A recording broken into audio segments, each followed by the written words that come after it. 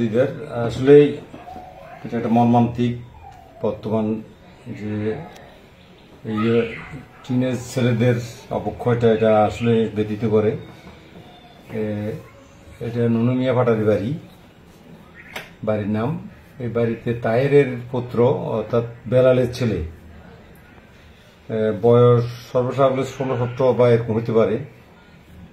ও চাচার প্রবাসী, তার দুটো বাচ্চা, একটা বয়স 6-7 বছর হবে আর ছোটটার বয়স 1.5 বছর হবে। সে নিয়ে তারা থাকে আমার শ্বশুর শাশুড়ির সে থাকে। শ্বশুরও চোখে তো কম দেখে, তো শাশুড়িও ঘরে ছিল না, শাশুড়ি বাজারে গেছিল বাজার করার জন্য। ইফাকে মহিলা একা ছিল, মহিলা একা মানে সাংসারিক কাজ করতেছিল। ওরা বলতেছিল পেঁয়াজ কাটতেছিল।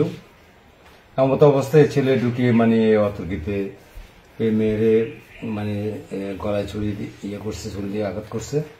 করার পরে মহিলা ওই পাকঘর থেকে দৌড়াইয়া শ্বশুর বারিন্দা ছিল কাঠের বসাত, শ্বশুর কাছে আব্বা আমাকে অমুকে আমাকে মানে ফরাদ ছেলেটার নাম, ফরাদে আমাকে গলায় ছুরি ইয়ে করে দিয়ে তখন রক্ত করতেছে অনবরত। তো ওখানকার দুইটা মহিলা তার সাথে সাথে নিয়ে তাকে হসপিটালে নিয়ে গেছে। আমরা যখন গেছি পুলিশও আসছে ওই সময়ে, পরে দিয়ে ওসি সাহেব আসছে। তো যাই আমরা দেখছি রক্তে মানে খুব রক্তাক্ত অবস্থায় করে এবং তার যথেষ্ট রক্ত গেছে। পরে গাছু হসপিটাল থেকে নেওয়ার পরে আমরা আবার গাছু হসপিটালে গেছি ওসি সাহেব সহ। সেখানে যাই ওই ডাক্তার তাকে সিটাং রেফার করছে এবং এখন চিকিৎসাধীন আছে, সেটা মেডিকেল পড়ছে। তো আশঙ্কাজনক আর কি। এখন প্রশ্ন হল যে এখনো টেস্ট করা যায়নি, সে পলাই গেছে এবং আমার 9 নম্বর ওয়ার্ডের মেম্বার সেলিমউদ্দিন মেম্বার সাথে গেছে, ওদের সাথে ওই মেম্বার আছে বর্তমানে ওখানে। এর আপডেট জানাবে আমাকে কি পরিস্থিতি রুগীর। আর ছেলেকে ধরার জন্য চেষ্টা করা হইতেছে। আমি বিভিন্ন ঘাটে ছেলে পেলে পাঠাইছি, প্লাস ফেসবুকে দিছি। যদি কেউ সহযোগী ব্যক্তি তার খোঁজ পেয়ে থাকেন সাথে জানালে আমরা তাকে পুলিশি অভিযান করে তাকে অ্যারেস্ট করার ব্যবস্থা করব। আমি এখানে আসি সবকিছু দেখলাম।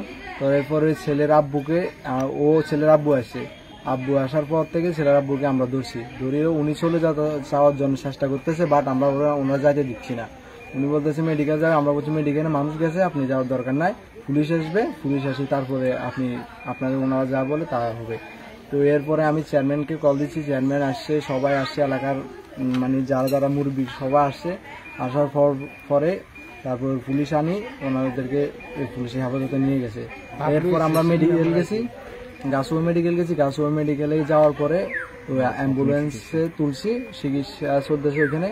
তারপরে আমরা মেম্বার সহ তারপরে ওনারে ঘাটে তুলিয়ে দিয়েছি, সেটা চট্টগ্রামে দিয়েছি। তো 3 ব্যাগ নাকি 4 ব্যাগ রক্ত ব্যবস্থা হয়েছে। রক্ত দেওয়ার পর ওনারা এখন রক্ত অবস্থা সেটা চট্টগ্রামে নিয়ে গেছে।